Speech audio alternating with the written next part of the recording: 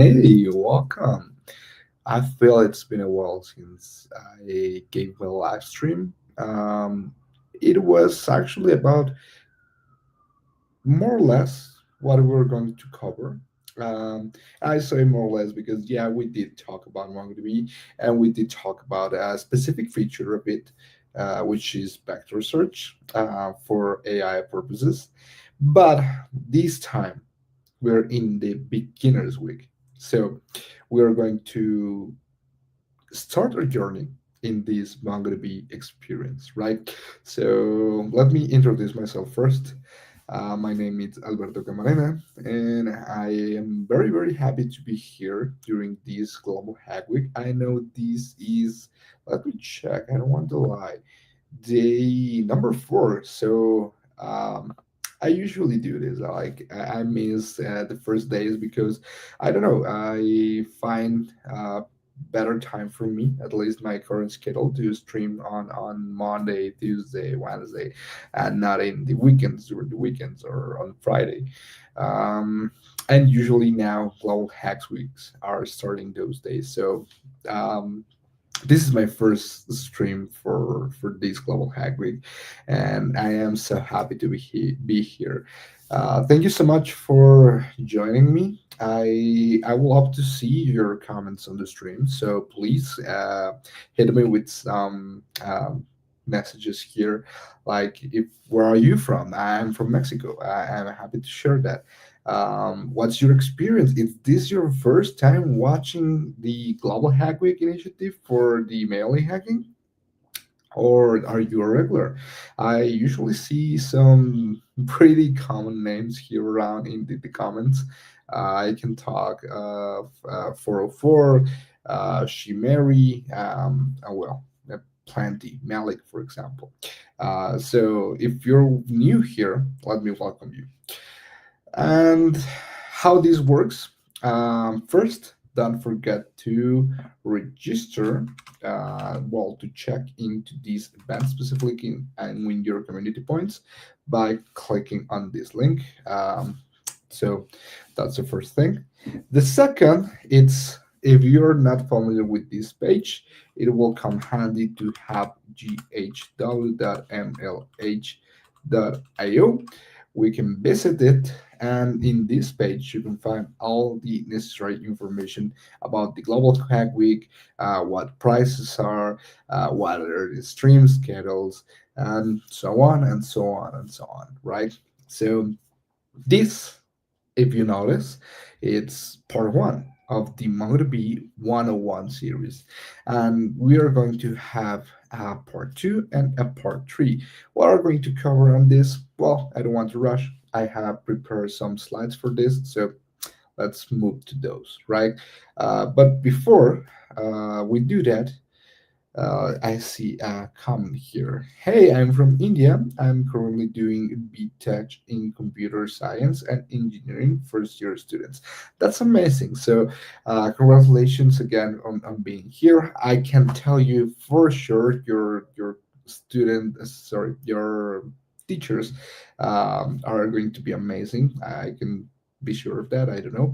Um, but if it is for me, for example, where I studied, I did find some amazing teachers, but there's nothing like the self learning, right? So you put yourself in these scenarios where you're uh, able to learn from strangers on internet like me, from YouTube videos, from the documentation, from blog posts, for all those sources, plus your teachers, and you enrich all your knowledge, right? So it's a great thing you're here. I will try to explain as clear as I can. Um, but if you have any question or you feel like you're not understanding something, I will try to keep an eye here on the comment section. So please let me know while we're hosting this. I prepare this to be as beginner friendly as possible. So also if you feel like you already know something and like you want to hurry up, please don't worry. just put attention, and I'm pretty sure that you will find some new knowledge in this series, right? Um, Hello, I'm a second year computer science student from Canada. That's amazing. I'll be in Canada at the end of this week. This is my first MLH Global Hack stream. Super excited. Amazing. I'm excited to have you two here. I'll be in Toronto for UOFT Hacks. Let me check if that's how it's spelled. UOFT Hacks. Yeah, amazing. I think that's the Toronto Tech University or something like that. But yeah, I'll be in Toronto at the end of the week. So I don't know if you're from the area or which part of Canada, but it will be great to have you there. Also, I'll be in Toronto. Well, no, not in Toronto, but I think it was Ottawa. Uh, well, exactly Durham. um, Oshawa, sorry, Ontario, for Hack Hive. So plenty events in Canada for this month, at least for me. Um, Another one says, "Hey, I am in third year of CS in Mexico. Amazing! So, where are you studying?" I just graduated last year from um, Politécnico and Mecatrónica in Lopita. No, I'm not a computer science. I'm mechatronics, but it's part of that, right? That's where life led me. Um, Tec de Monterrey. Amazing. So, are you in Monterrey campus or are you in the, I don't know, maybe Puebla, Guadalajara? Those three have hackathons. Which other one has hackathons?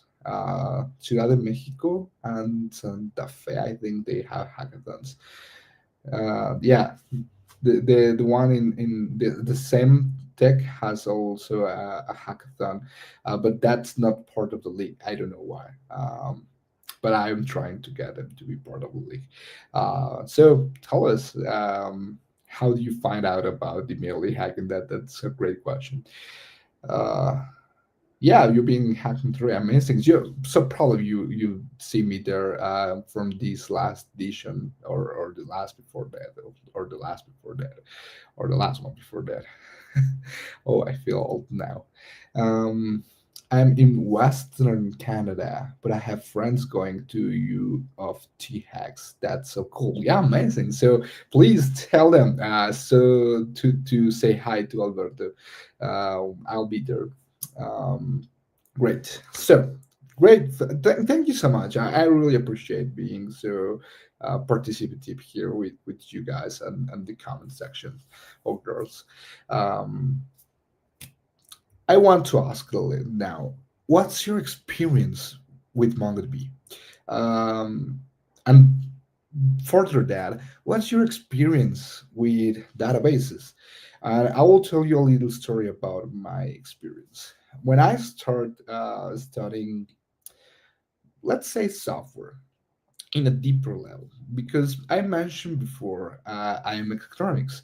So actually, I did a technical degree, which is not university, but yeah, at high school. I attended something in Mexico called Vocacional, where instead of a regular high school, I get a technical degree. And I did that in machines, but they told us, well, I had another option, which was programming, right? Just programming, flat. But I didn't choose that because I thought, hey, I could learn that on the internet, and nobody's going to teach me how to operate machines or heavy machines in internet. I need to attend to the workshop to that.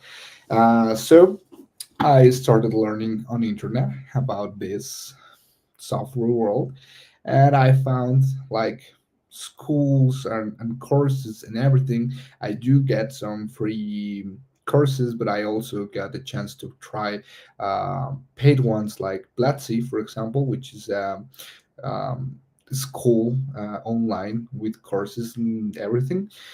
And I didn't get like a regular approach, which later talking with the other like colleagues in the field, they do got like the database introduction class with big theory about what SQL is, how tables works, and I didn't actually. I didn't learn SQL at first. I at first learned NoSQL, which is MongoDB, because the tech stack they told me I needed to learn was MERN, Mongo, Express, React, and Node.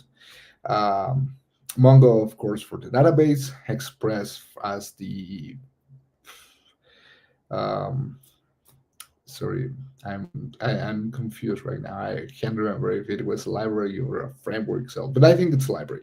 Express for the library for Node, um, and React, like for the front end, right? And that's it. So I do learn Mongo first, then I learn SQL. And probably it will be the opposite for you and for many others. And one of the things, like when you try to learn Mongo, they tell you a lot. It's like instead of SQL, and they do this comparison, like instead of tables and blah blah blah blah, you can do this. And at first I didn't understand that again because I didn't use SQL at the time. Um, but now when I tried to learn SQL, sorry, after that, it was like, why should I do this? This doesn't make sense. This doesn't align to what I'm doing with the code. This is just adding complexity. This is just adding more layers. This is just trying to add uh, a language, which is a core language, the SQL, of course, language, and I didn't get it. I didn't get it. Um, Look at me when I got my first job at as a developer. The stack included Mongo, so I didn't use SQL again. I do learn it, but by the time I already knew how to manage SQL database, I take some courses, I do some projects around it, but I never use it in productive environments. Um, and now I'm working at MongoDB, um, which is one of the best things that happened to me last year, to be honest. And I'm learning a lot, like really, really a lot, on what are the best practices using MongoDB. Because yes, I mentioned I learned it, I used it on my previous work, but now I realize some things were not, how to say it, the best practices. Yeah, some things were not the best practices. And I realize now that's because of having the SQL bias. Even though I didn't learn SQL at first, even though I learned it afterwards, I learned MongoDB. The SQL bias, it's inside many of our heads because we believe for some reason it makes our products or applications or ideas robust, adding more layers of complexity. And it's not the same, I have to say, adding more layers of complexity than adding robustness to an application. So let's deep dive in a very beginner friendly way what a MongoDB is, right? Um, so I'm starting sharing my screen. Please, at any time, if you need me to go back or explain something deeper, let me know.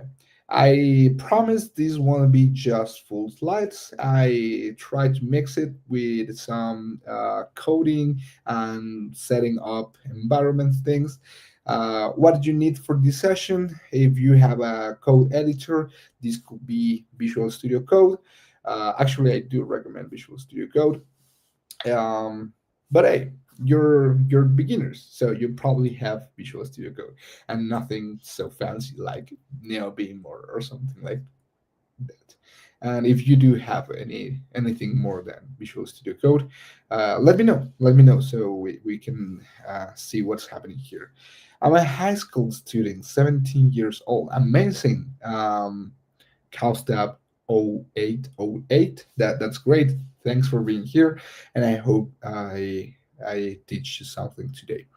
Um, Again, I want to know, please let me know here in the comments, what's your experience with databases? Do you already know SQL? Do you already know Mongo? Have you heard of it before? No? Yes? Let me know. Uh, Again, this is Beginner's Week at the Global Hack Week. We are going to talk about foundations and what the document model is. Only relational databases. Thank you.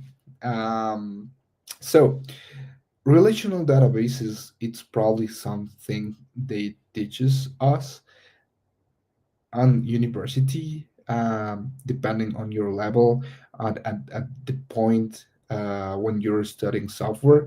At some point, you have to cover databases, and what they tell you, what it is important even to have a database, right?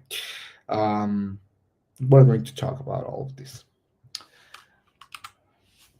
By the end of this session, I hope you will be able to explain where MongoDB fits as an operational database.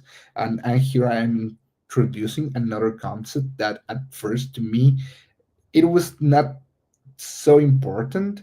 But once you understand this part of being operational database, you will understand where this makes sense, right? And if you're, as me, interested in the data world in general, this distinction between just saying a database and an operational database will be very important. We're going to describe how MongoDB's document model is and the core concepts around it, understand JSON and BSON and how they relate to MongoDB documents. And we're going to create a MongoDB Atlas cluster and connect using Compass. What are these two? Alberto, you're talking so quick. Well, first, MongoDB Atlas is just the cloud option for using MongoDB. MongoDB comes in three flavors, let's say. There's MongoDB Community, which is the free version of it. And, well, you can run it in your local machine, you can run it on a server, you can run it on a cloud provider, etc., etc., right? There is the enterprise version of that, which allows you to have more control. And there's Atlas, which is the service, let's say, of MongoDB. So it's managed service, and that's it. And MongoDB has UI clients, so you can connect using the code itself, like with the drivers. You can connect with JavaScript, with Python, with Java, with Kotlin, with many languages, with C Sharp, with C++, um, using the terminal, using Mongo Bash, using Compass, and with many others, right? Um, so here I mentioned very interesting things, but just to clarify the Compass part, Compass it's the UI client for connecting to MongoDB. Now, what's the difference between these three flavors, as I mentioned? Because the database itself, it's the same, right? The database itself, the database engine, and this works the same in all of them. I mean, you can use it for free if you want to manage everything. If you're a heavy or a big enterprise, you probably want the enterprise version of that, right? Of course. But as again, that's only if you want to manage everything. If you want that MongoDB, the company, not the database. Manage everything for you. I mean, in terms of deployments and hosting and everything, there's Atlas, which is the cloud for that. So again, Atlas, it's the database as a service, or yeah, the database as a service, or the data platform in general, that hosts the MongoDB documents, models, databases. What else? Well, yeah, and some basic usage of the operations inside here, right? So that's the scope of this first session. Um, so let's move. Oh, sorry, I see we have some comments here. Uh, I made 36 points through the week. Okay. Um, Only relational databases. Okay, great. I've heard of it, but no, absolutely zero SQL. Mongo, etc. Lol. That's great. No worries. Um, so it's great because the next time you face a sequel, or what I'm pretty sure they are going to teach you database at school. Probably they will teach you something like Postgres, what other thing, Maria, or a SQL option. You will see SQL and you will say, why we complicate so much? And again, it's not that sequel it's fully bad, but I think it was designed for a different era, right? And the document model, and this is the great advantage of MongoDB, and the first ones they come with these solutions, because now there are like other options with the document model base format. But the first company with this adoption was MongoDB, and of course the one with better performance about this. You will say, what a great idea. Why don't we use MongoDB instead of SQL? Um, So great. Thank you for answering that. I use MongoDB in a project, won the best use of MongoDB prize. Amazing. That's great. Is it, does it was in person or an online event? I'm joining from Nigeria and I hope to learn MongoDB from MLAI engineering. This is great. And let me tell you why. And we're going to reach this part. Why MongoDB is amazing for modern applications, for AI, for machine learning. Because opposite to a SQL solution, where you have plenty tables spread and you have to join them and you have to create your objects, MongoDB adapts easily to different and to flexible schemas, right? To what you want in just a single place. Um, and let's start talking about MongoDB then in this slide. MongoDB, it's a general purpose document database. This first part, let's break it down. General purpose document database. General purpose means, for example, there are niche databases. What does a niche database means? That you can only use it in specific scenarios, in specific use cases, like, for example, um, geolocation, right? There are databases that are focused specifically for coordinates, for things like this. While the others, examples of this, there are graph databases that stores the data in a graph format. Well, MongoDB could not be the best performance in those scenarios, but MongoDB can work and has support for geolocation and for um, this type of data. It can works and it can serve as a graph database. It has support for time series. It also can be structured in order to work as a key value database. It is a document database. So, continuing with this part, again, if you see this like in a theoretical class, as I first learned this, you'll see a big table saying there are SQL databases and there are no SQL databases. All the SQL databases speaks in, and this is between quotes, SQL language. SQL language is a query language that helps you to do these queries, to perform the transactions in your database. And well, that's how SQL works, right? And you can have many flavors with different variations between them. So for example, you can have Apache, Oracle database, Microsoft SQL, MariaDB, um, Postgres. That Amazon has some solutions for that, but I can't remember the name. Well, again, many flavors of it.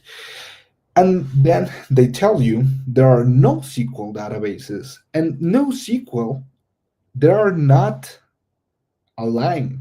They don't speak the same language. Again, you can have a document based database, like, for example, um, Firestore from Firebase, which is a small brother of Google or GCP cloud. You can have which other document database does exist? DynamoDB, I think, if I remember well, it's a document database. MongoDB, of course.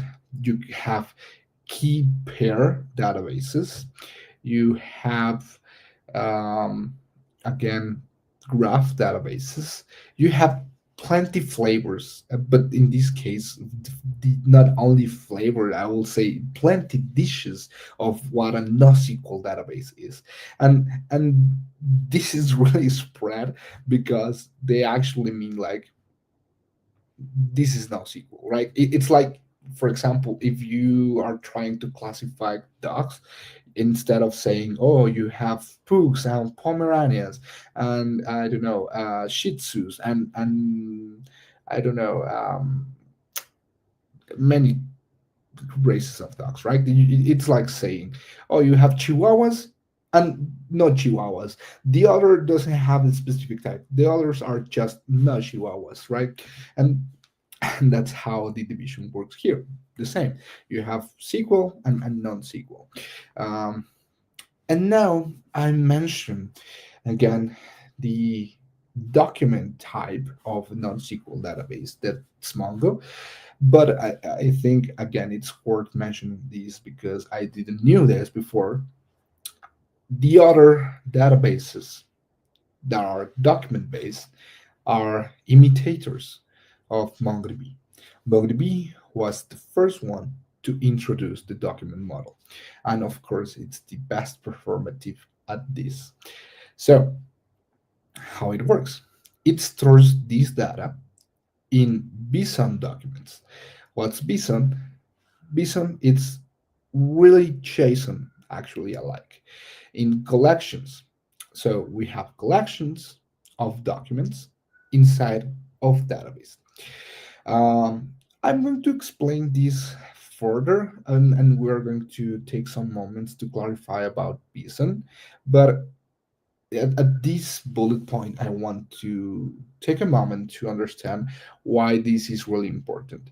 And I have an analogy. For example, think that you are in a medical center, and while you're visiting the doctor, right?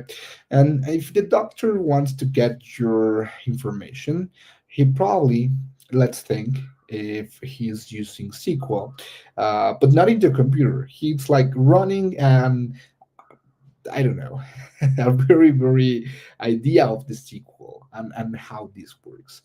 You know, SQL it's about tables.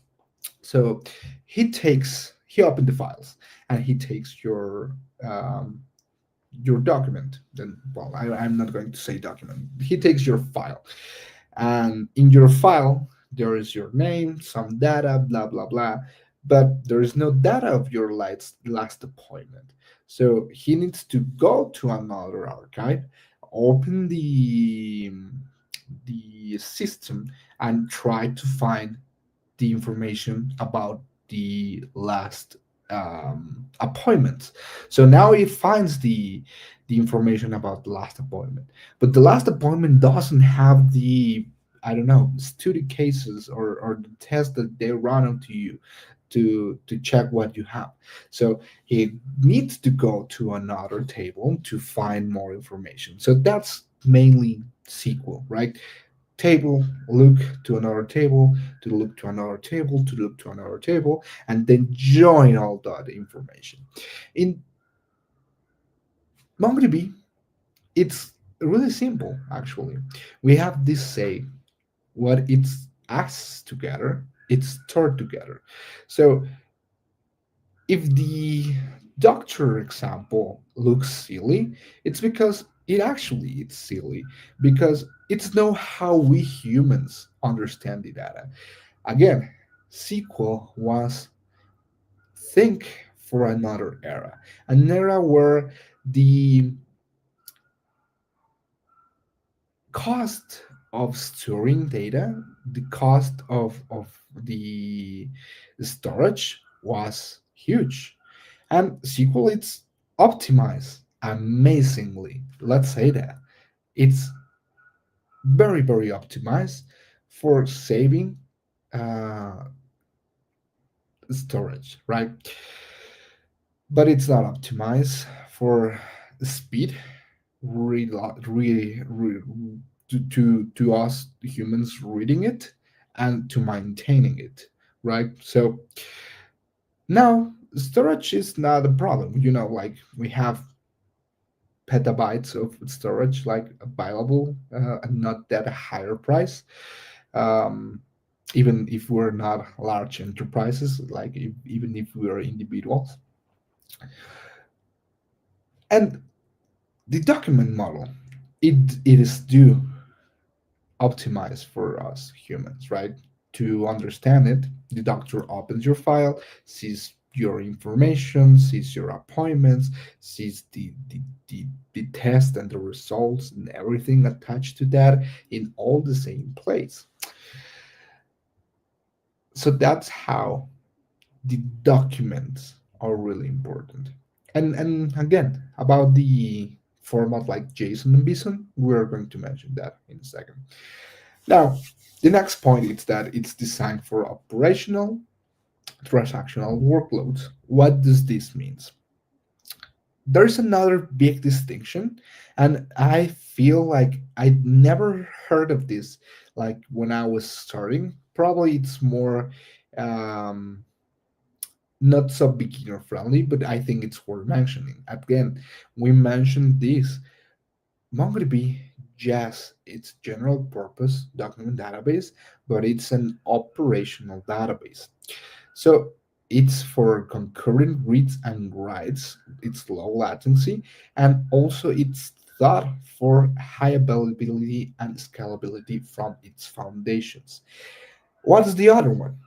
What other type of database are in these classifications? You may be wondering. Well, analytical ones, the ones that are thought to store like huge but insanely huge amounts of data. uh, Probably you heard of this as big data, but there are not for writes, there are not for constantly accessing them. um, this is more for reading, this is for more for analytical. And it doesn't mean MongoDB is not a good player in these fields. I mean, there's a small area where MongoDB plays well, but I have a slide for that. Finally, let's just mention that MongoDB it's available as a fully managed service via MongoDB Atlas across the major cloud providers, so as AWS, Microsoft Azure, and GCP, right? Of course. So let's move to what MongoDB has to offer and why you should be learning this technology. The core database, it's using the flexible document model. Again, what's the main advantage of this? Why it's so important?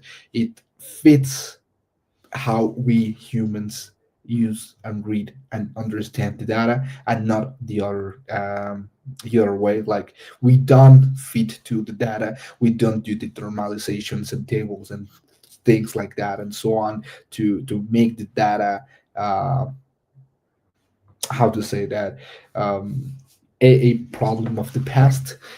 It has a rich core language in aggregation frameworks, which is this language. That's the good part of this. Again, same as the flexible document model adapts as how we humans understand the data, and we use it.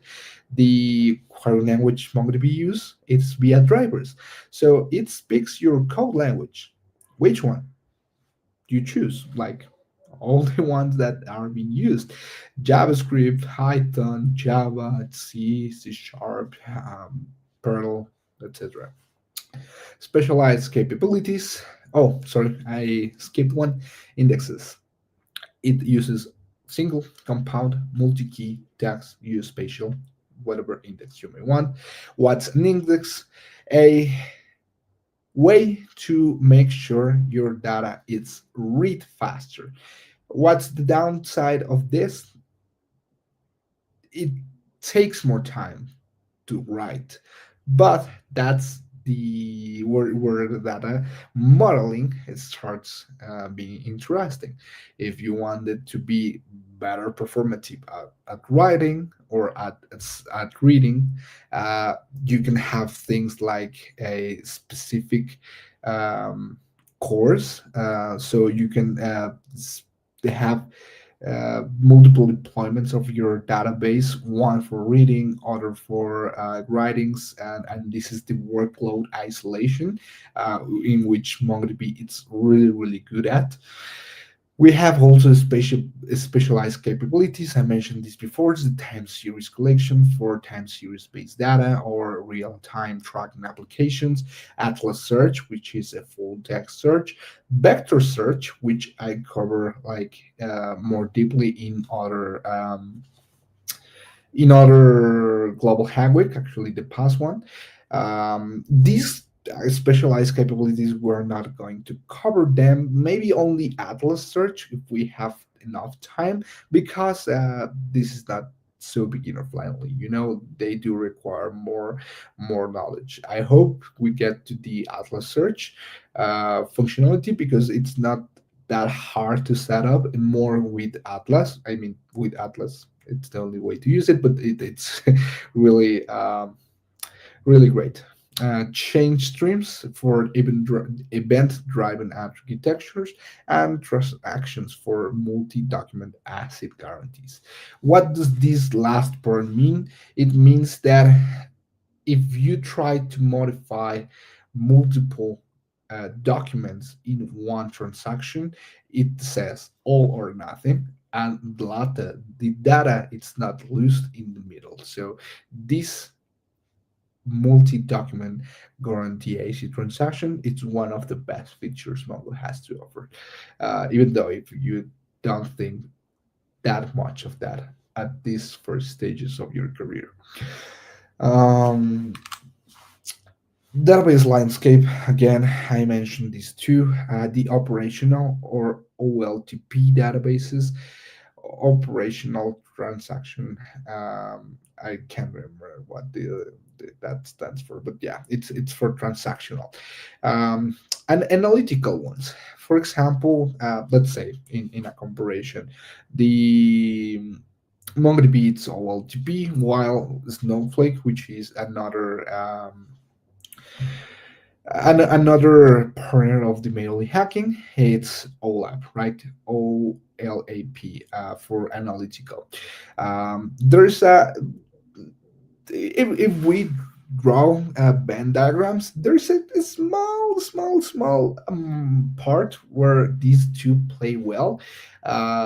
Actually, there are plenty great integrations for what Snowflake can do, MongoDB can, and the otherwise what MongoDB can do is Snowflake can. So they play very well along, right? So same for other alternatives. I mean, like companies know in the fields they don't play well, they have pretty good partners. So this is just one thing I wanted to give you because I feel nobody actually talked that much about this when I was learning databases, and I will say it's because, well, I would say it is because it's not like core database functionality. Probably a lot of people teaching these focuses on the operational databases.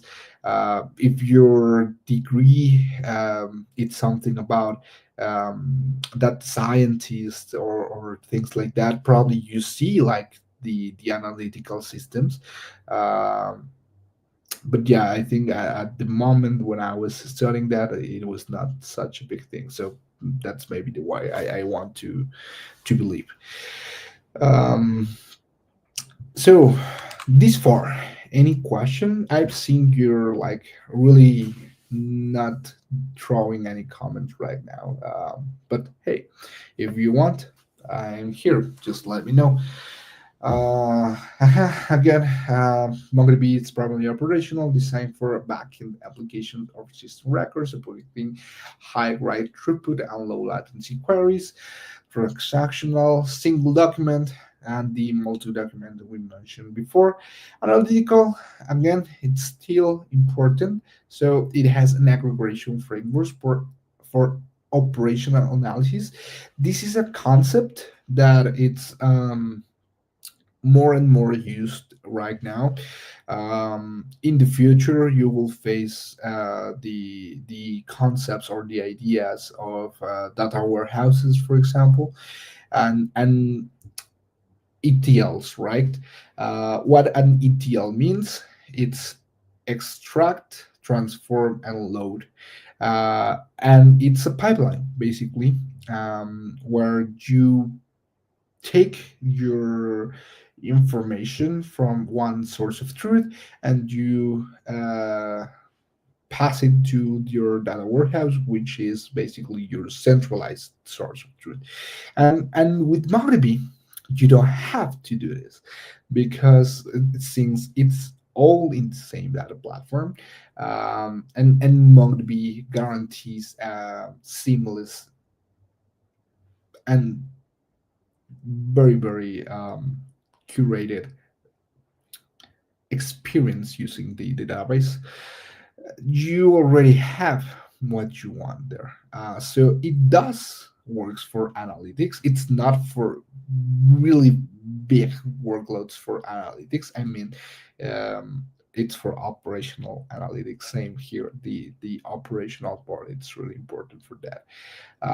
What's the difference? Let's say if there's a company like a very big company that wants to have analysis around their full integrated services, like for example SAP, like their 30, 40 databases, um, managing them, having a ETL process on all of them to have a dedicated data warehouse, and then apply analytics on that.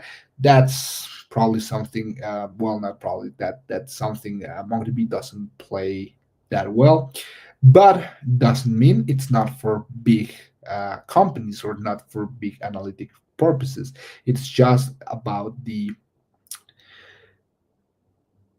where does the document model make sense, right? And for example, sorry, same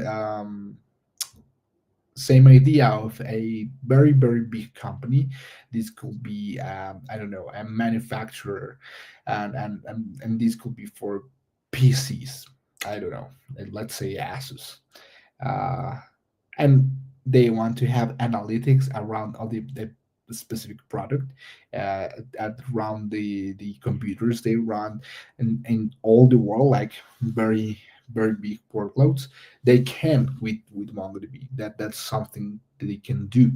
Um, like the problem will be trying to integrate source from different um, yeah, sorry, data from different sources, and like adapting the schemas and all kind of things.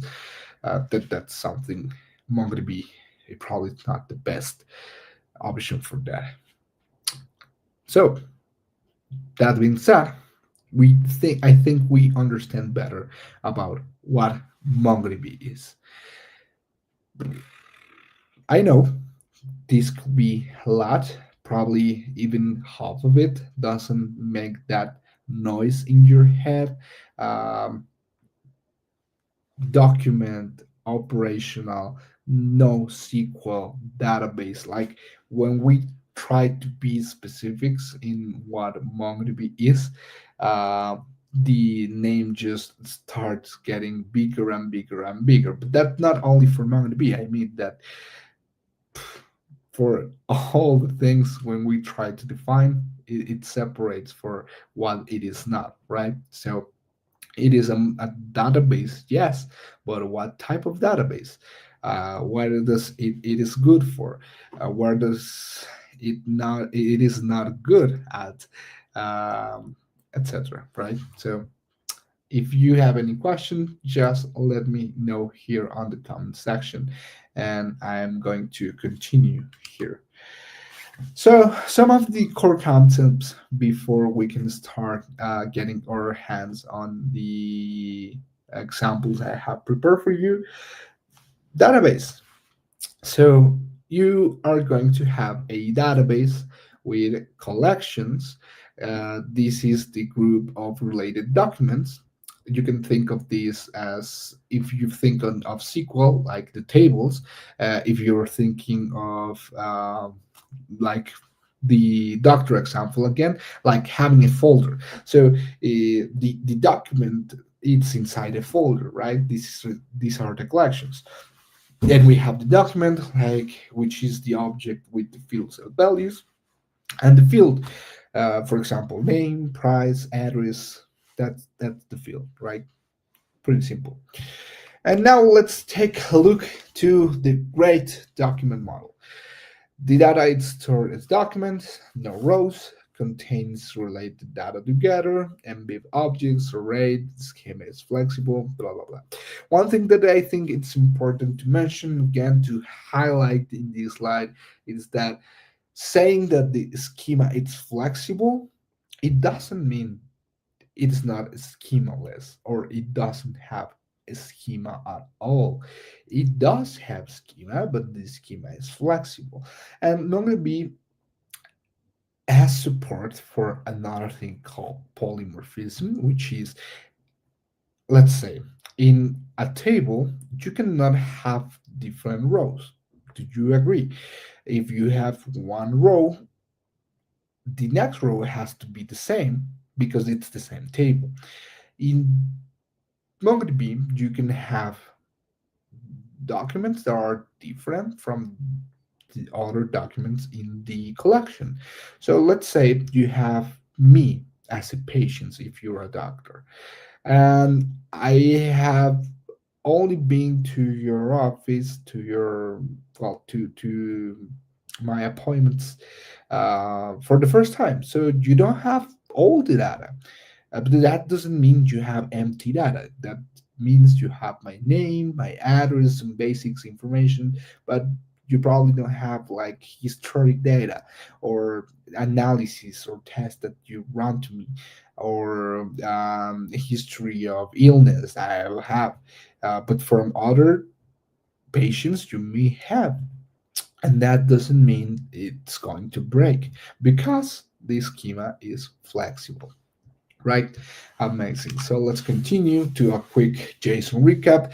JSON, it's nothing that's like from the authority of MongoDB. Actually, JSON was invented for the internet. It's the JavaScript, sorry, object notation. It's text format, structured data with some basic types, has string, numeric, boolean, null, object, etc. You've probably seen this before. If again you are trying to experimentate with data, that's basically the language of the internet, right? I've seen a graph from, I think it was Stack Overflow. That it's a shame I couldn't find it, but it is shown over the years what the format of sharing data was during the lifetime of the internet. There is SOAP, there is XML, um, there is .csv, there is JSON or .json, um, and JSON is the most popular one, basically. And well, the question may be then, how does it looks like this? I hope this brings you memories if you already tried something in web.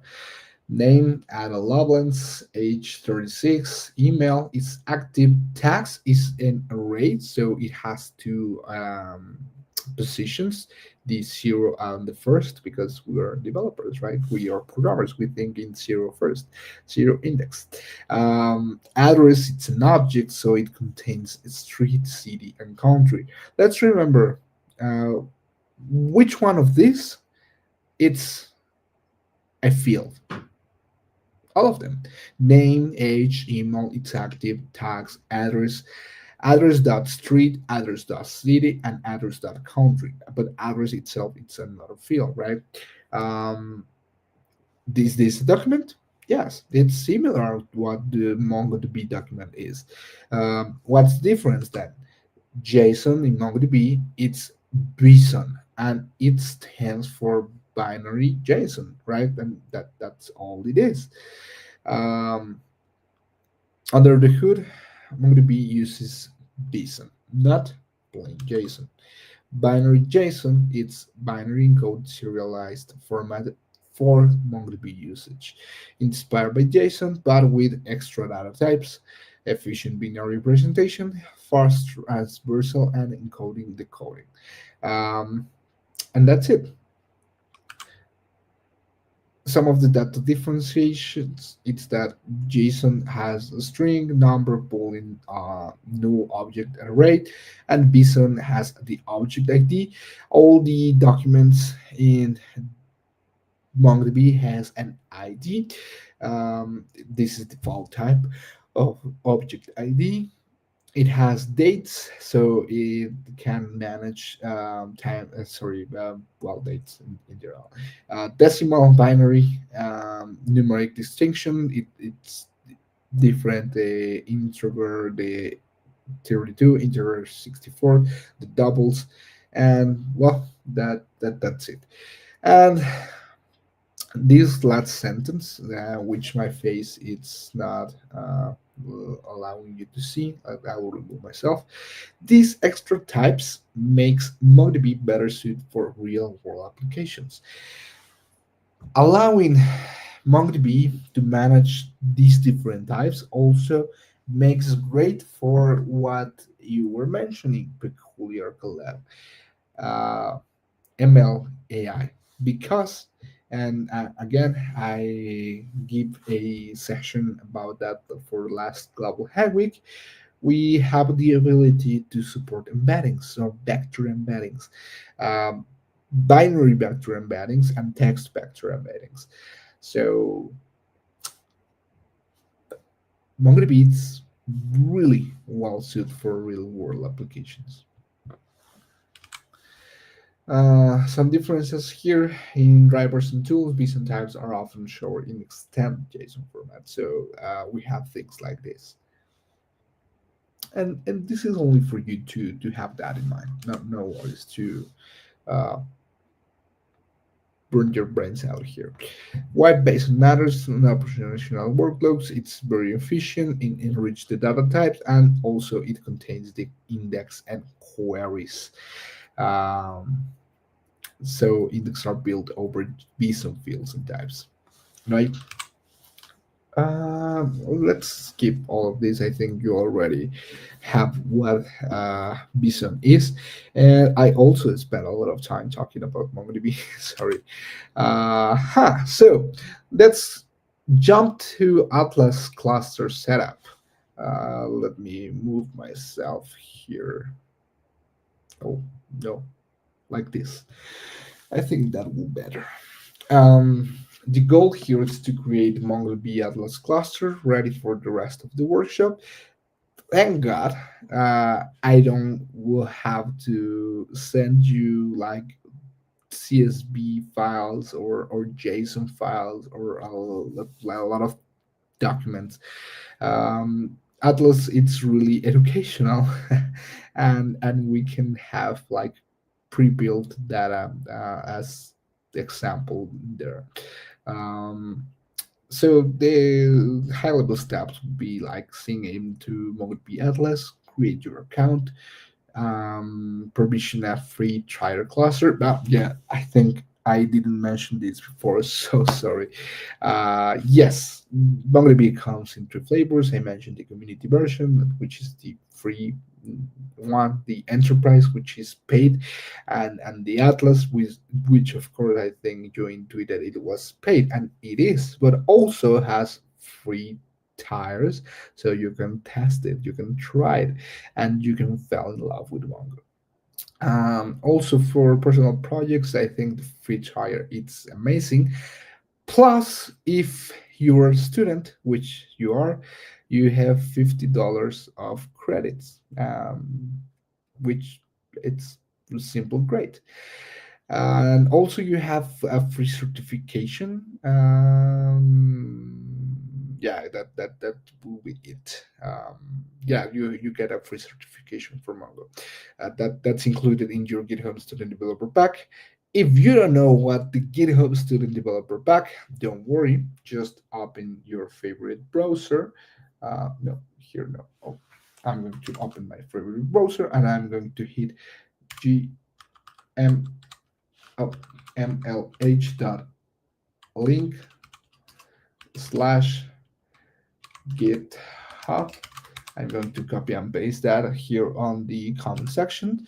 But once you open this, you will be redirected to GitHub education page. And for example, here you will see I have the educational benefits approved on October 31 last year, and this it's good for 2 years. What does this include? Oh, well, great question. Mhm, mhm. Okay, here, more information for students. Uh, Unlimited repositories, build anywhere, get room, discover the student developer pack. You will have here, let me go. All offers. Well, first of all, Copilot Pro. Well, GitHub Pro, Copilot Pro while you're a student. Things like JetBrains Suite, Notion Free, Bird Domains, $200 in credits for DigitalOcean, MongoDB here, $50 in Atlas credits, plus access to Mongo Compass and MongoDB University, including free certification value at $150. Um, Things like front masters, some credits in a Microsoft Azure, 1 year of one password. Um, well, you see the list is huge. You see, so go here mlh.link/github, claim your student developer back, and you will unlock access to all of these things. We have now two GitHub certifications. First one, it's the GitHub Foundation one, and then it's the GitHub Copilot. This one is really new, actually. I didn't know the Copilot certification was there now. So Great to have the student developer back, isn't it?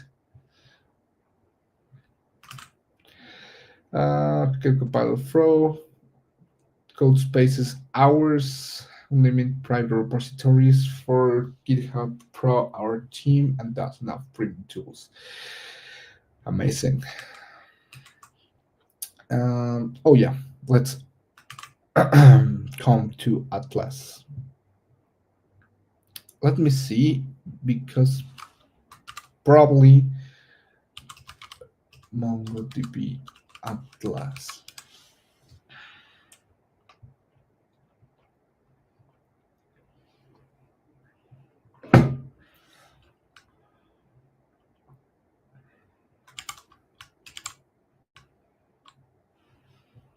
Mhm.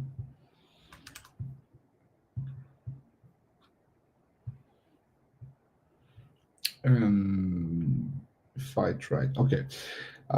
Yeah, just look for MongoDB Atlas, sign in, create your account. I already have mine created. The only problem is I'm going to have it here. Since I need to log in with plenty security, we're going to skip that.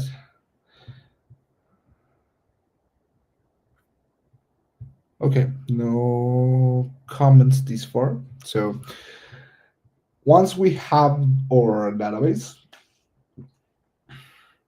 sorry, our Atlas setup created, um, create a new project. We have new projects. You will have n organizations. I think right now I have two. I'm going to work with this. If you see, I have only one project, which is going to be educational purposes, and you will see the project overview, databases, streaming services, security, blah blah blah. The first thing we're going to do is, you will see here an empty part will say create a cluster. We mentioned databases, collections, documents, fields. What a cluster is: a group of databases. That's it. It's really simple, I promise. So choose your cloud provider, reuse, and specs. Let's create one. Let's name this cluster Global Hack Week Beginners.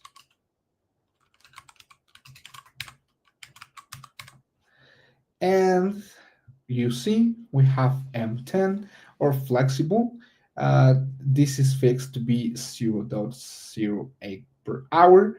It has 10 gigabytes of storage, 2 gigabytes of RAM, and 2 B CPUs. Is this what we want? Maybe for educational purposes it is not, but for a personal project, this could be just great. But in this case, I'm going to run flexible. No, I'm going to use free. It's only to 512 megabytes. It's a shared RAM and it's a shared BCPU, but it's just enough for what we want. Um, Also, we can choose very cloud providers. I'm going to use just AWS on West Virginia. That's fine. It's also recommended on low carbon emissions. It's close to my region, so it won't matter and it won't give us too much latency. Choose one that's close to your region for avoiding that. That's it. Here, you'll see that the quick setup says preload sample datasets. If this is an M10, it's not selected because Atlas will think this is for a serious project. But for freeze, let's say it's pre-selected and it will include uh, sample data. Our automate security setup, it's the same as your current IP address to enable local connectivity. But we are going to discuss more of that in later because and very common issue I see when I assist hackers during the hackathons at the mail hacking. It's they don't add the IP address of the others teammates. We can do two things, with which one being adding each of the IP address for the computers of the teammates, and the other one is just allowing in the whitelist all connections from all networks, saying 0.0.0.0.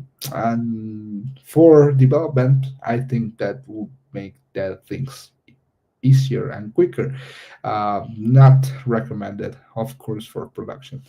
So let's create a deployment. This is going to take not that much time, but while this is deployed, I recommend you to take a look to Compass. We have plenty integrations. We have Atlas SQL. That's, I will say, the last recommended thing, but hey, you can use easily connect SQL tools to Atlas for data analysis and visualization. Um, we have MongoDB for VS Code, which is an extension you can find here. If we open Visual Studio and we open here, oh, I restarted. Okay. At some point, this is going to open. Let's take a look to this later. Shell. Oh, now it's opening.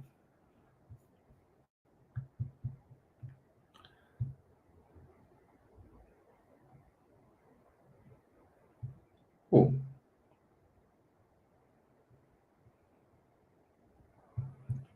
okay. Now here, MongoDB for VS Code. I don't have it. I mean, I usually use for assistance um, Compass, but this is an option. You see, um, navigate your MongoDB data, see documents in your collections, edit documents, and save changes to database. Get a quick overview of your schema and indexes. Mhm. So we could do this. I mean, that's completely up to you. This amount of people actually loves that.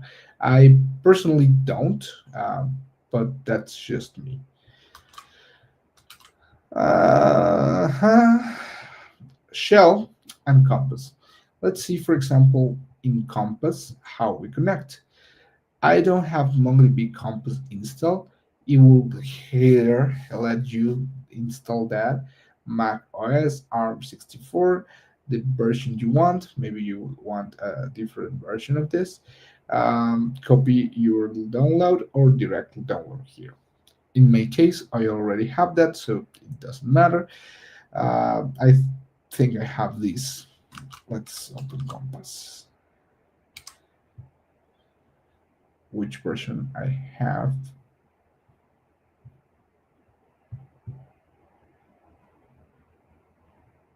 Uh, uh,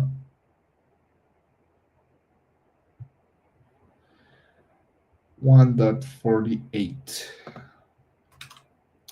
So yeah, it's later than that. Copy the connection string, then open MongoDB Compass. Use this connection string in your application. So really simple, you see, and you like say, oh, you're just bragging because you work in MongoDB, but even before working at Mongo, I really appreciate like not only how good the product is, but how good are the resources around it. And that's why I mentioned in my interview, actually, I really loved the content, the documentation, the how easy is as a developer, as a software engineer to work with these tools. Wait a second, please. We are downloading Compass. Yeah, don't worry. Don't worry. While you download Compass, let's take a look to different connections methods. For example, if you're using Shell, uh, these are similar. Let's even take that examples. Like I don't have MongoDB shell installed. Actually, I don't. That's normally how I do it. But let's do it. Let's install it really quick. I'm going to open this here, here, here. Um, Clear. Let's install Mongoose.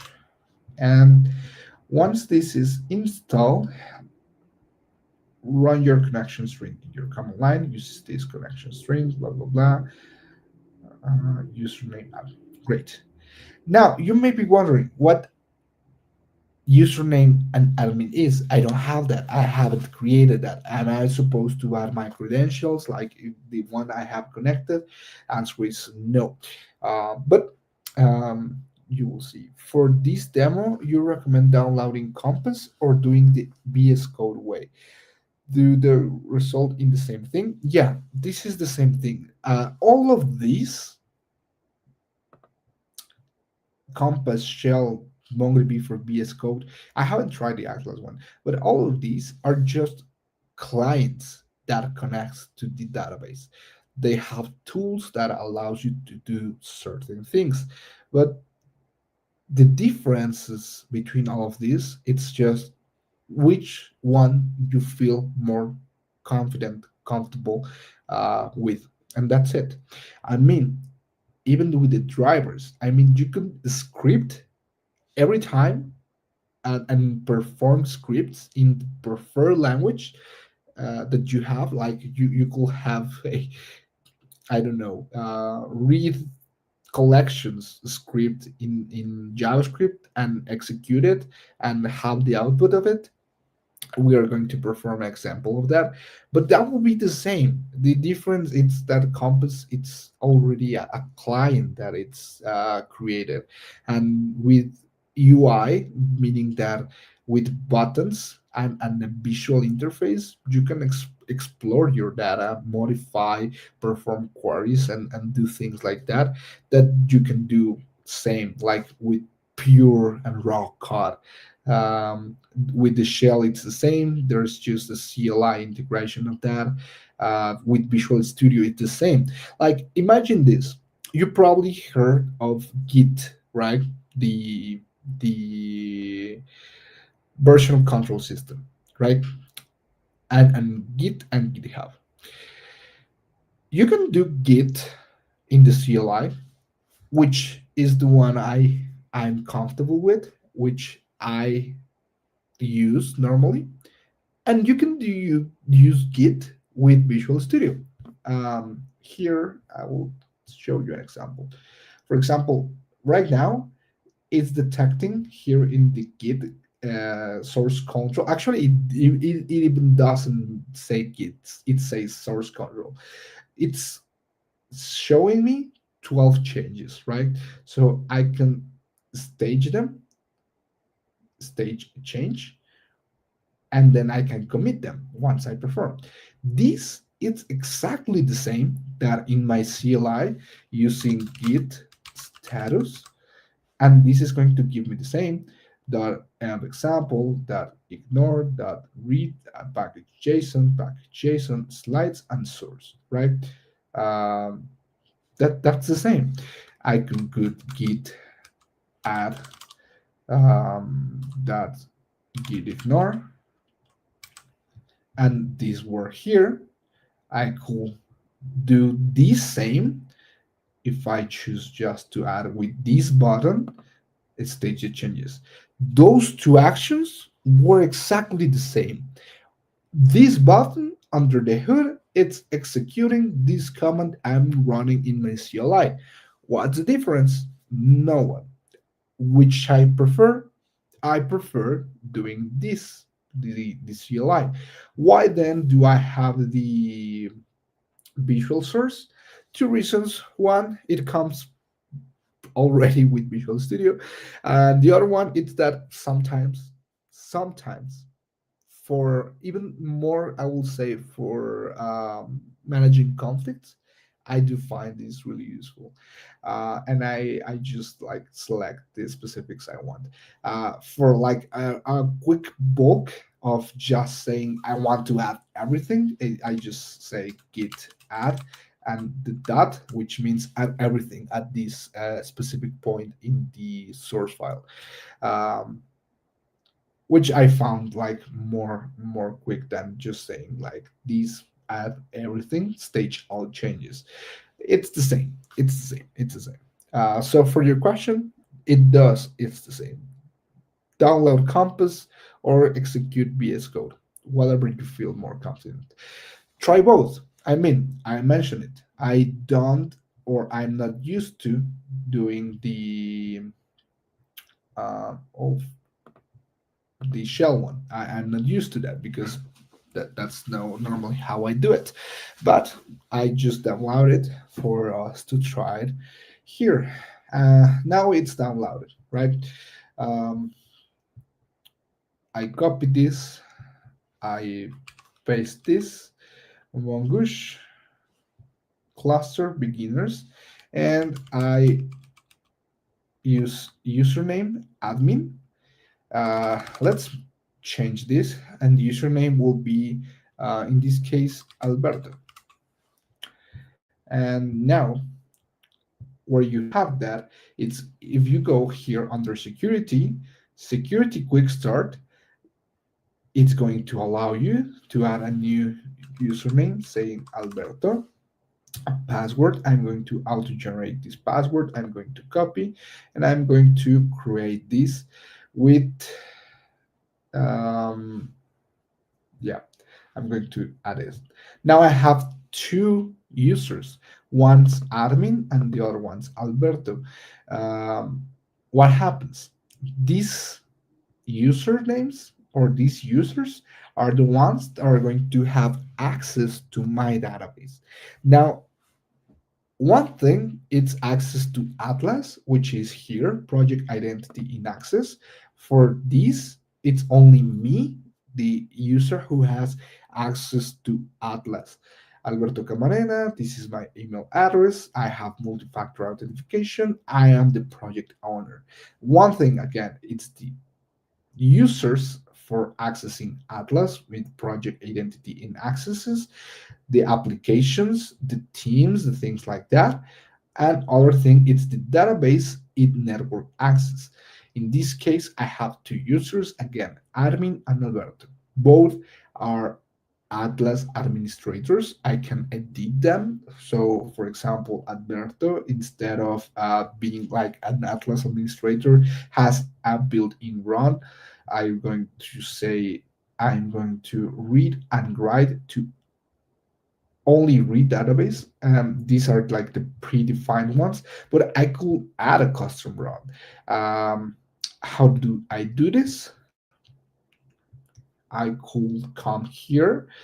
Sorry, custom roles. Add a new custom role. Let's say few app privileges.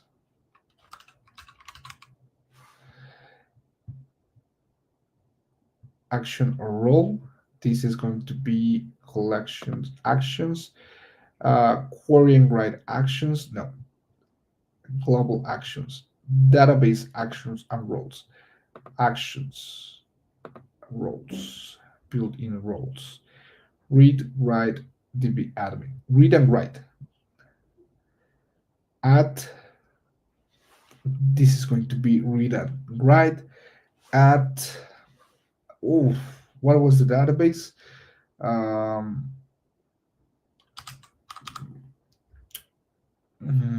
I forgot the name. Well, in this case, apply to any database.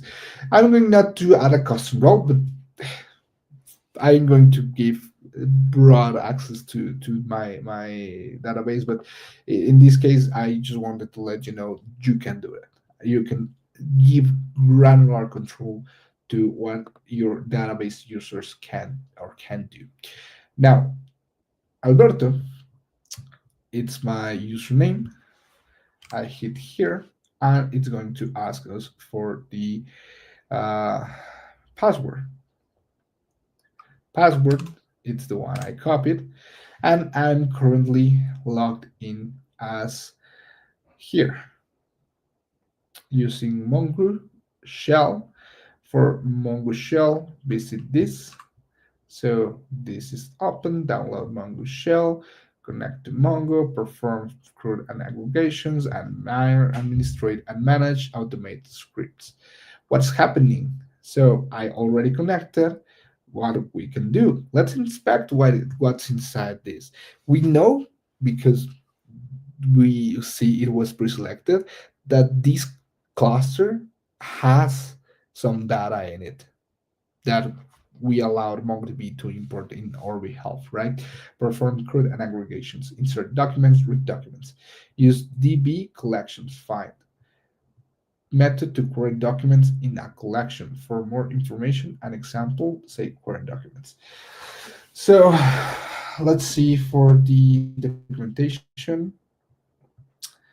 Um,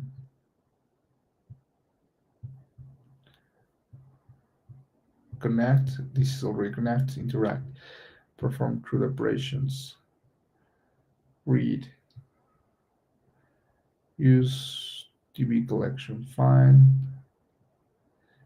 And if you see here, for example, um, this example tells what it should look like in SQL. Like, for example, select everything from the table movies will be similar to use sample flicks to dbmovies.find, right?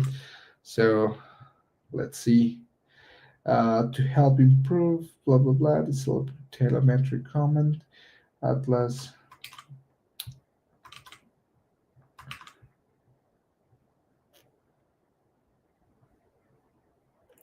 specify equity, use db.collection.find method.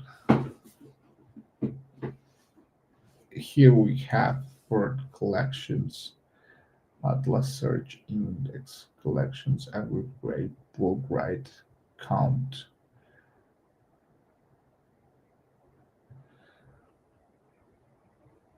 Selects with drivers.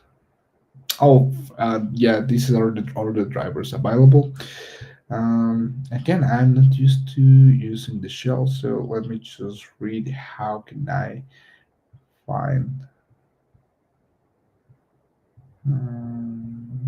find one, find get index, insert databases, read up, drop, sync, get collection. Here returns a collection or a view. Hit Mongo.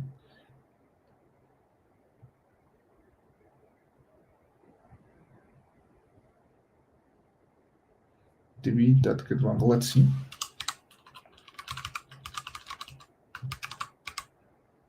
Oh yeah, it's the connection string.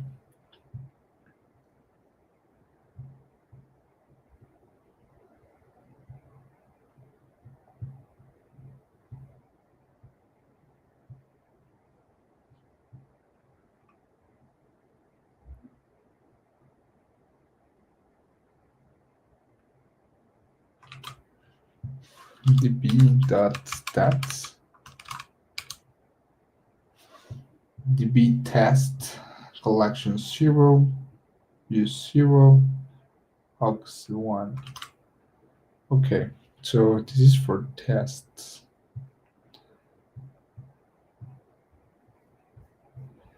And cursors, databases, connections.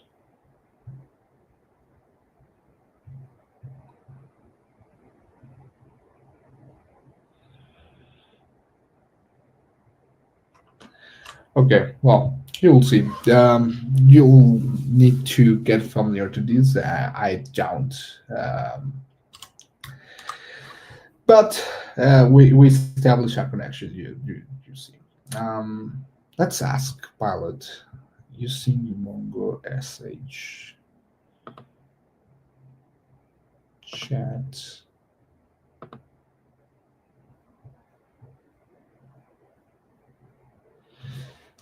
Now, how to see all collections in a cluster via Mongo SH.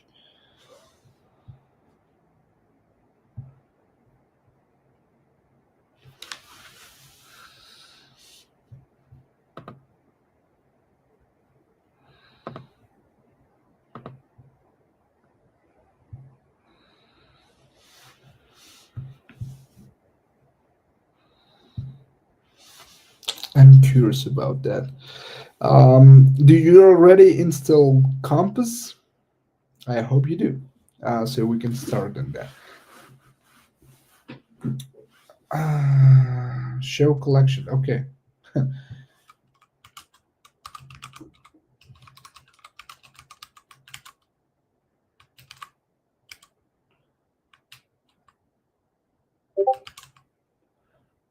Hmm.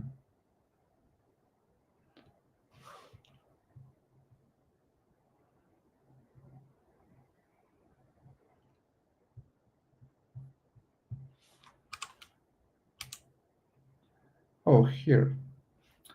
Sample flicks, admin, and local. So inside this collection, sorry, inside my database, here I have my sample flicks, admin, and local.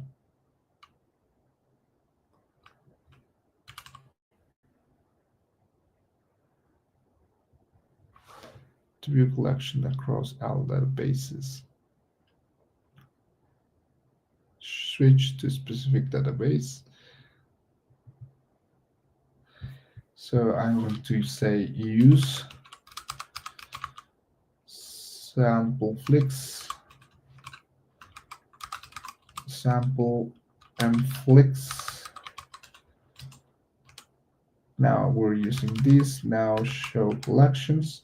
We have comments, embed movies, sessions, leaders.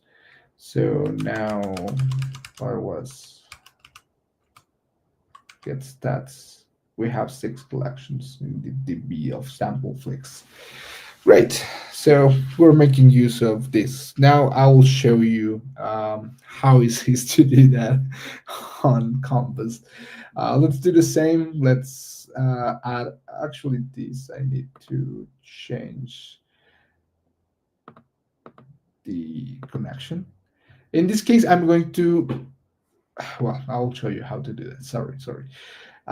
Here, once you open Compass, you will see something like this. Welcome to MongoDB Compass, add new connection.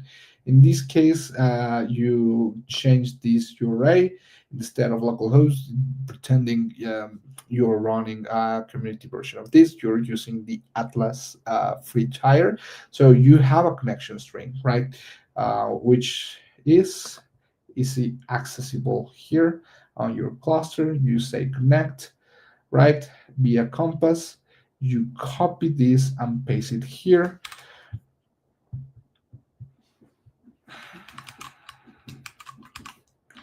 Hey, what's the name? I can leave it this as it is, or simply rename it. I'm going to cancel because actually I do have a global head with beginner's connection. I only need to edit the connection string.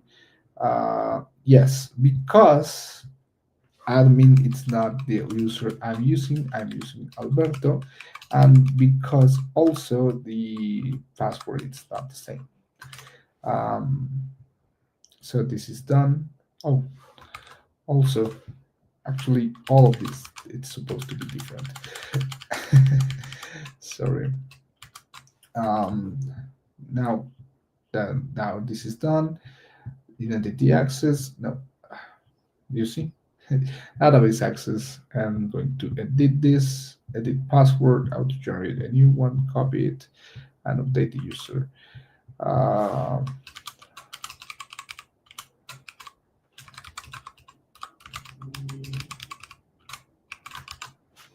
and I'm going to save a connect.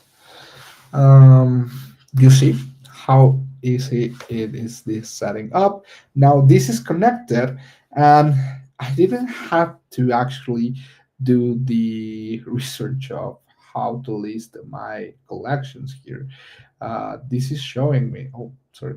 This is showing me all my collections in a graphic view. You see, I have admin, I have config, I have local, and I have sample fix. What's inside this admin database? Nothing. What's inside this local database? Mm, Ops, I don't know what things are this. And the sample fix is the one interesting because we have the comments, embed movies, sessions, theaters, and users collections inside this database. Um, So inside the collections, remember we have documents, and these are all the list of documents we have. We have 41K documents. Movies, we have 21K movies. As you may see here, we have what we were expecting of the document model, JSON like BSON format. We have ID, plot, genres, runtime, cast, blah, blah, blah. Almost all of them with types we already cover and we already recognize, right? Object ID, string, arrays. This is an array, and a simple array with these being positions, but we also have objects, for example, the IBM. So in this case, instead of giving us positions like in these arrays, for example, here 0, USA, the object gives us more fields, right? So rating, votes, ID, even the IBM had an ID. This is not type of object ID.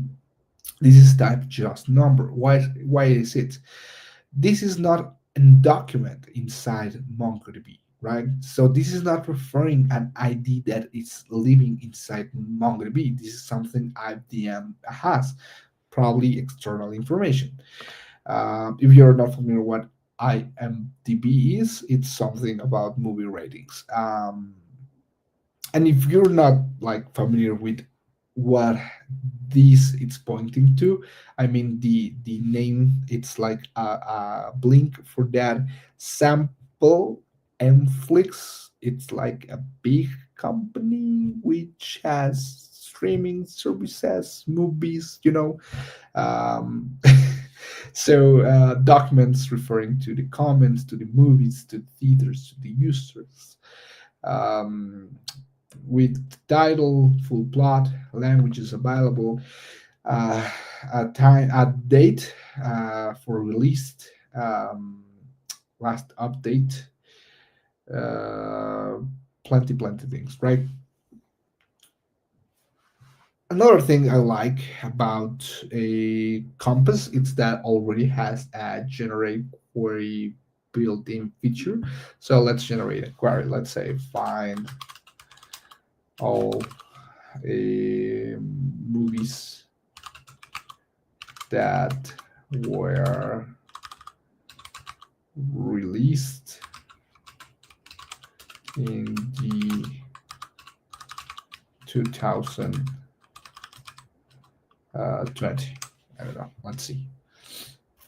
Year 2020.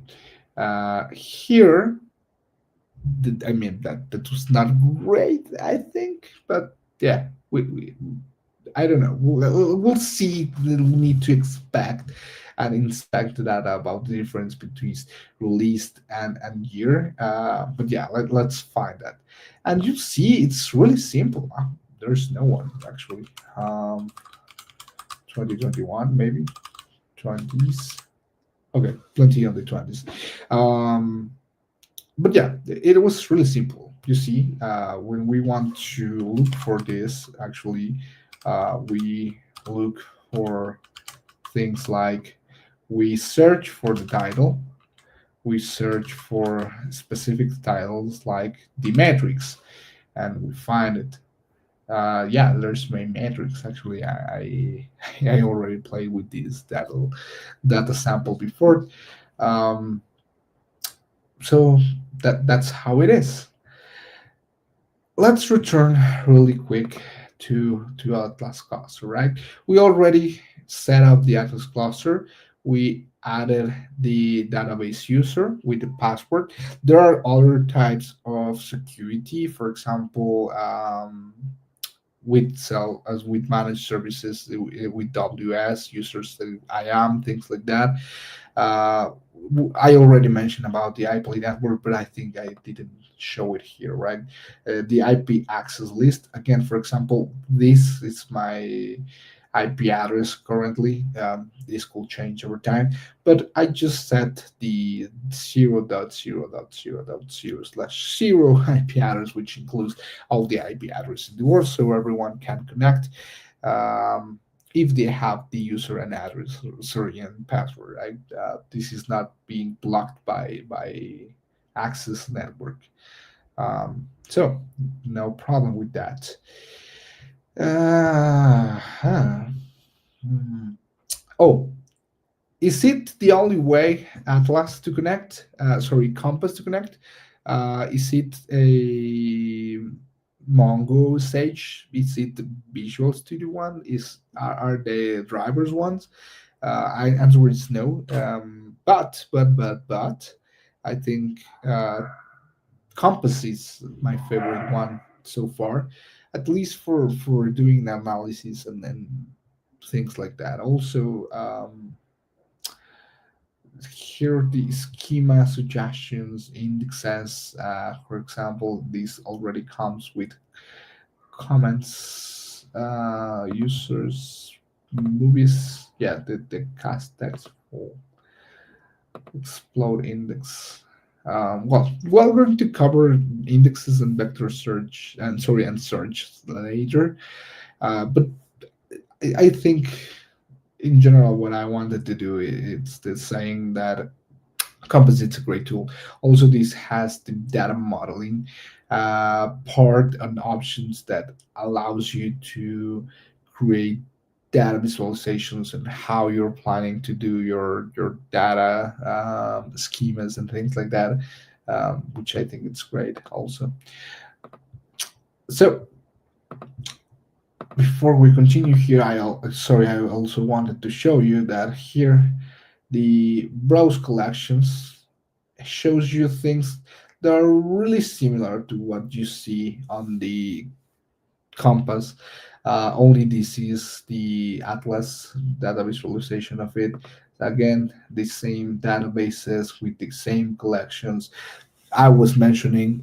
It's the same. You're connecting to the same database. You're using the same things under the hood.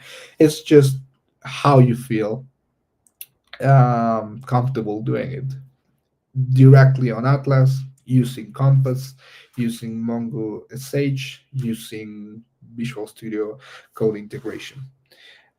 Hey, good morning. Hey, good morning. For me, it's almost good night, but you're probably from India, maybe. um, well, no, it's not almost. Actually, it's really, really good night. It's almost midnight. Um, but yeah, let's let's keep moving here. Tools overview again: Atlas UI, Compass, Shell, Mongoose. We already covered this. Connect with Compass, already connected. We do that. Document in practice. In Compass, we can build database and connection to the live sidebar. Okay, we already observed how they are composed, the difference, the data types.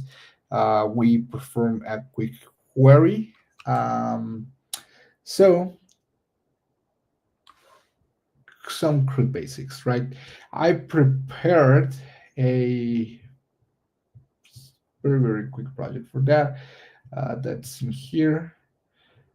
So I have the slides. samples, create collections.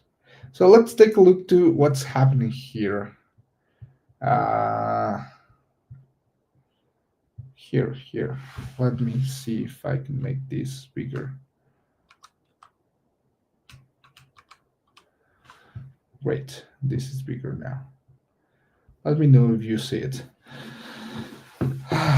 I have Mongo.js,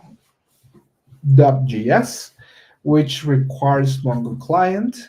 That has another library called .env, .envconfig. We get the Mongo URI from the .env file. We have this URI, and we have a connect that it's an async function.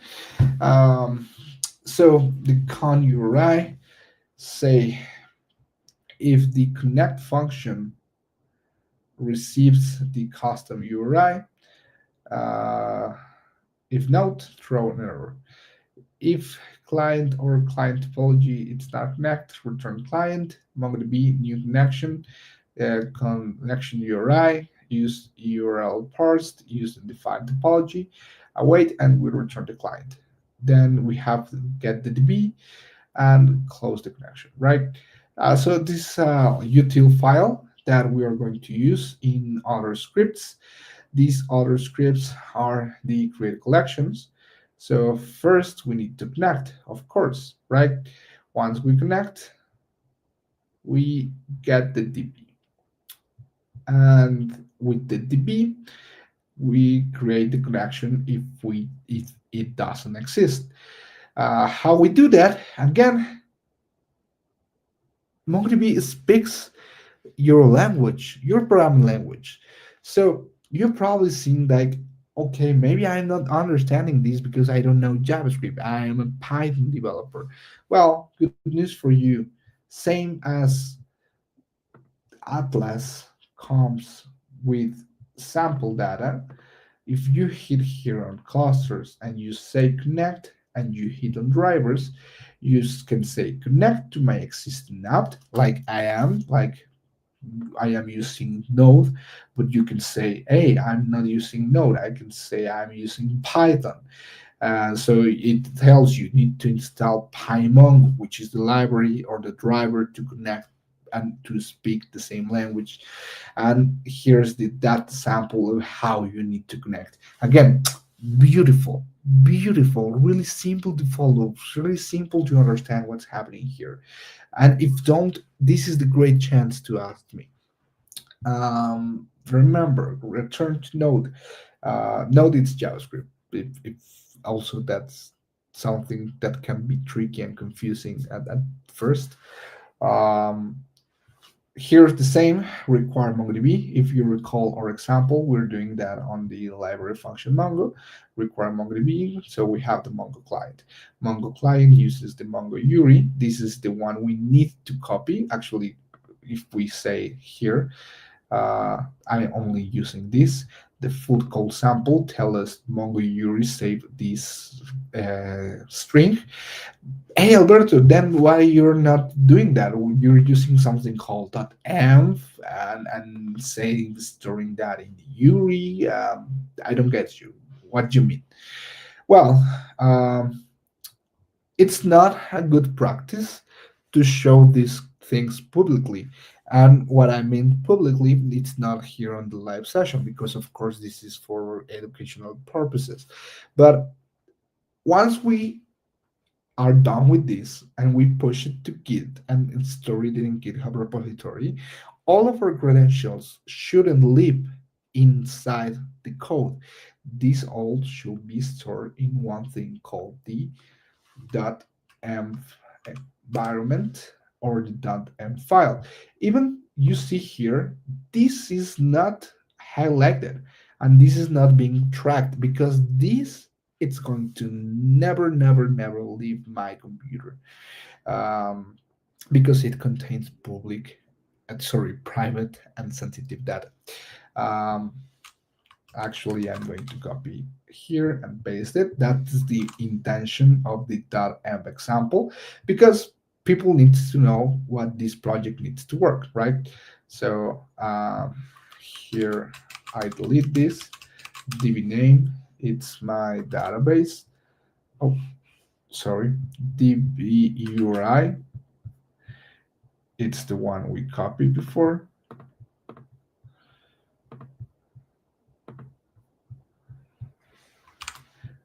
We are going to use the same connection string at this.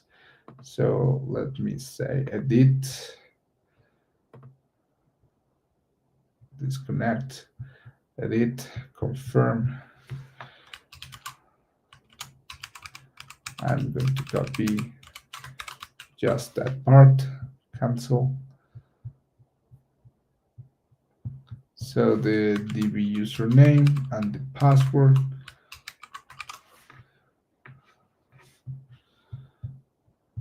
And the DB env, it's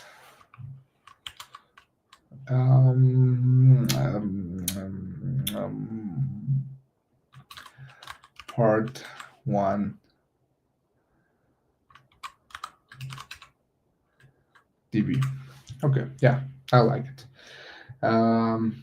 So find, create collection. I also preparing the JSON file, some scripts. This is going to say example create. So what's happening here in the create collection, it's again, we are setting this to run the file processed env will have week workshop else. In this case, I give it the part 1 collection. This is only a fallback in case you don't follow like all the workflow, but it's just redundancy. Collection name, it's going to be customers or hackers, I'm going to say.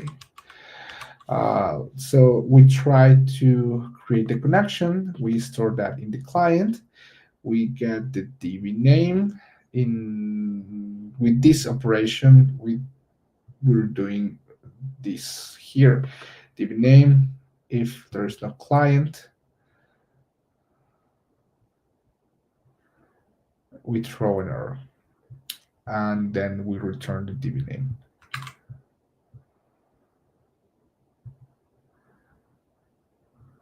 Now we get the DB. Create a collection if it doesn't exist with a simple schema. Oh yeah, the DB is not that. Well, it doesn't matter. It will create it anyway. Const collection. If collection length is 0, const log creating collection. This is going to be shown on our console. Then this is where the drivers start working. DB, it's what we're doing here, like the one we did here. For example, we said use sample flicks, right? DB stats. Now, here we say use test. So we're now on test. Use, I don't know, use, what was the other? Admin. Now here we are on admin. It has 0 collections, so we can add a collection. DB dot create collection name. With the name,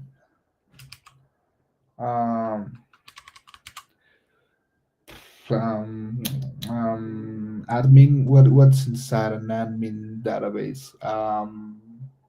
Users. Just to say something because we're running out of time. Create collection name. Create collection. Yeah, it's not with me. Create collection users. Great.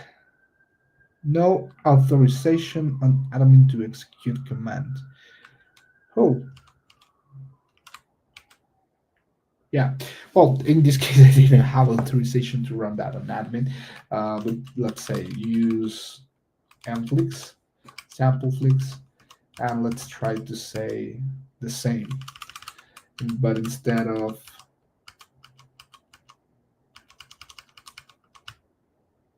oh my db dot create collection,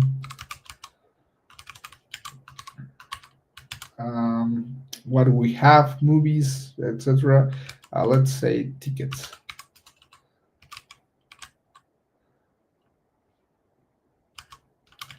Oh, I misspelled. And now this is okay. And if we see the show collections, now we have the tickets. We didn't have that before. So let's run this npm run. And what was the name of the script? Example create.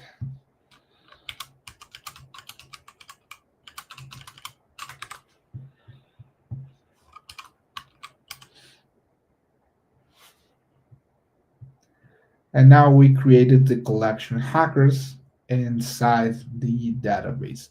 So let's finally just connect one more time via Compass to easily inspect what happened. We have a new database, part 1DB, which was not there. And we have a new collection hackers that doesn't have any data yet. So uh, time it's rushing, so we have to close this, but join me for a second part in which we can finish these inserting documents with these kind of examples, read and find more about the queries, basic queries. And well, in the next step we are going to go deeper inside these CRUD operations. If you don't know what a CRUD is, it's create, read, update, delete, the basic things a backend has to perform. Um, we're going to talk about what aggregations are and how we can use them to create pipelines to analyze data. And yeah, we are going to keep exploring MongoDB. Well, I hope you like this session. If so, please use this mlh.link slash global hack week feedback.